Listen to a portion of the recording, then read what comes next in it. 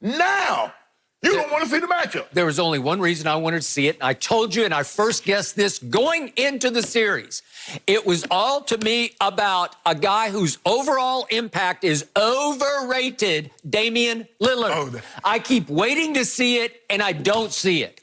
Do you realize now Damian Lillard has come up even smaller than he plays at about 6 feet tall? In his last 3 playoff appearances, he has gotten swept by the Pelicans, and he got swept by a Golden State without Kevin Durant, and he should have been swept by the King and his minions in this first-round playoff series because they're not an 8 seed. They're like an 88 seed. That's what they are, and it's because that guy is not that guy, Cap T, Cap G, that you say he is. He is. You say special, and I'm saying Damian Lillard, where is his transcendent impact on the game? I'm going to give you this. He is the greatest athlete rapper ever. There's nobody close to him. I give you that. He is not a good interview. He is a great interview. He can just spill his soul in an interview, and I love that about him. But in overall, and by the way, he is the sweetest, purest, smoothest shooter of long-distance threes I've ever seen. It's just effortless for him. It's really pretty to watch. I just want to make sure but in overall impact, I got to see it. Do you realize he didn't make his first basket last night? It was a 3, but he didn't make it. We could see it if you want to. Guess what the score is now? They're down 24. This is his first basket of the night. They're down 24. That was sweet. I love that. You're down 24. The game's already over, and you finally scored a basket. If you don't mind me asking, what is happening here? So, in other words, if a player isn't transcendent, regardless of the sport, that means he's not any good. I'm not saying he's not any good. You just told me he was special, and you put that cap, S-U-P-E-R, in front of his name. Yes. All caps, superstar. And I'm saying he's a star. I'll give you star, but super? Skip. Show me. Skip, hold on, wait a minute. Whew. You can be special. You can be a superstar without being transcendent. Every superstar isn't transcendent. That term belongs to a very few players. Magic Johnson, Michael Jordan, Kobe, hold on. You make it seem like, well, he's a superstar. He must be transcendent. No, Will, those are very few guys that have been transcendent. But hold on, Jenny, if you don't mind me asking, Jenny, can you re-ask the question? What'd you ask me? You want to re-ask the question? Yes, I want you to re-ask me. What was the most impressive part of that game last night? Well, how the hell are we going back to Saturday night? How are we going back to game 1, Skip? Can we talk about last night? I didn't wear a goat mask. You did. I'm shooting at the goat mask. I'm showing you how silly it is to put any stock in what you just saw. What happened last night should have happened in game 1. It did happen in game 2. It did happen in game 3. Yes. It should have been over last night. No, you know it, and I know it. I don't. And you're over there chest beating like LeBron is. You're like a chip off the block. Yeah. You know, like father, like son. What about that virtuoso? Yeah. Tell me that wasn't a virtuoso. Against what? A playoff Against team. an 88 seed? That's what they felt like last night. They're just pathetic. They're the worst. You just admitted it. They're the worst defensive team. Yep. And wait a second. I got to get this out off my chest. LeBron James last night. So they're up 30 points, and he comes down and shoots a LeBron logo 3. He shoots it from Cape Canaveral. If we could see this. And then what does he do? What does he have the audacity to do after he makes it? He goes up court.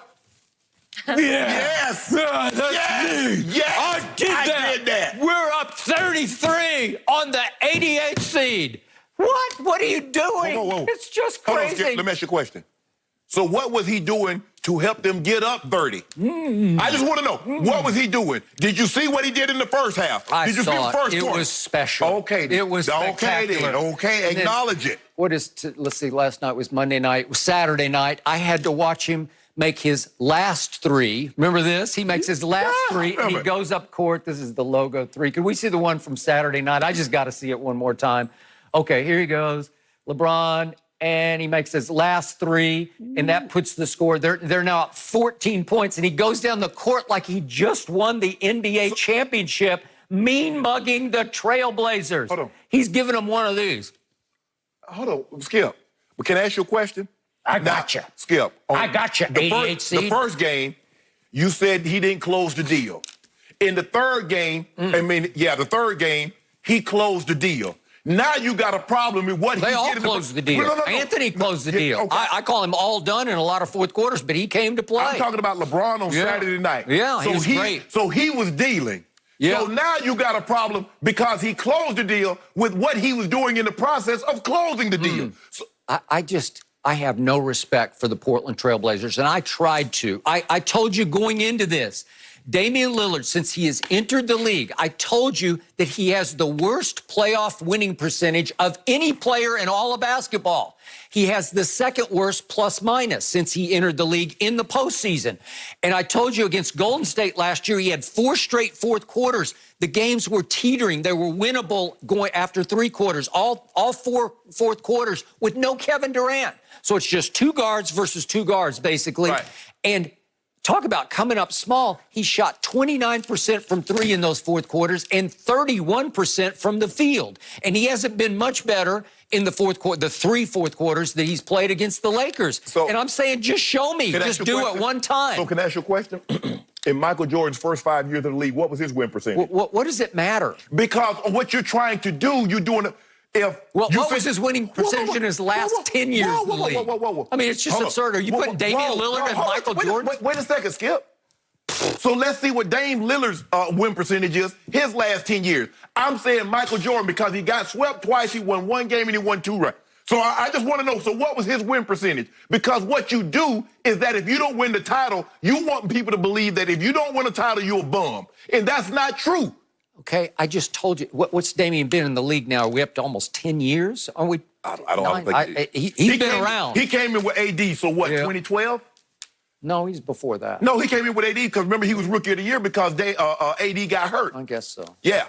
So what, 2012? So 2012 was his draft? 7, 8 years, whatever. Yeah. But the point is, he's been around a long time. You have proclaimed him a superstar, and you've called him special. Yes. And I'm saying this isn't all his fault that he's a minus 43 in the postseason.